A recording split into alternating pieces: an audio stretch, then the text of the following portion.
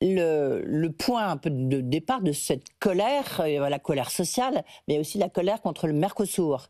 Est-ce que vous avez signé, il y a un appel qui a été fait avec des députés, des dirigeants syndicaux agricoles qui ont exprimé leur colère face à l'accord qui a été signé au niveau de l'Union européenne et de la présidente de la Commission européenne, Ursula von der Leyen, avec le Mercosur, et qui font appel à la Cour de justice européenne. Oui. Vous l'avez signé? En tout cas, je le soutiens.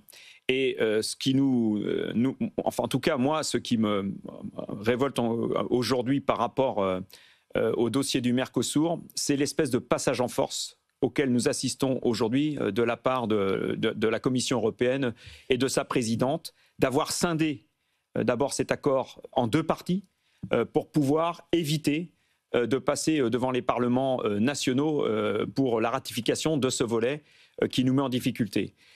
Le Mercosur est l'illustration de ce que je vous disais tout à l'heure. C'est le fait que nous acceptions dans un accord international l'importation de produits qui ne respectent pas les règles de production que nous avons en France et en Europe, que nous mettions l'agriculture française en distorsion de concurrence et que nous il y aura des normes, enfin en tout cas c'est ce qu'a demandé Emmanuel Macron, c'est qu'il y ait des normes qui soient imposées pour ce qu'on importe. On se sert de l'agriculture et de l'agroalimentaire comme variable d'ajustement pour justement aboutir à des accords avec d'autres pays du monde et notamment le Mercosur, le Brésil en particulier. Ça n'est pas acceptable.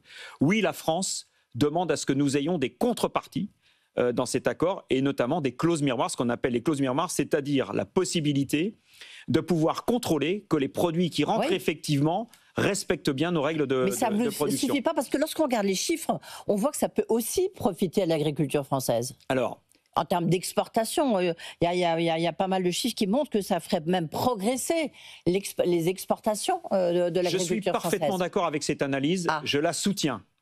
Il y a effectivement des filières qui pourraient profiter de l'accord du Mercosur, les filières viticoles qui sont en très grande difficulté aujourd'hui, la filière laitière et peut-être d'autres. Faut-il pour autant, lorsque nous sommes en capacité de passer des accords qui peuvent bénéficier à certaines de nos filières, le faire au détriment de filières que ça mettrait en difficulté. Pour moi, ça n'est pas acceptable.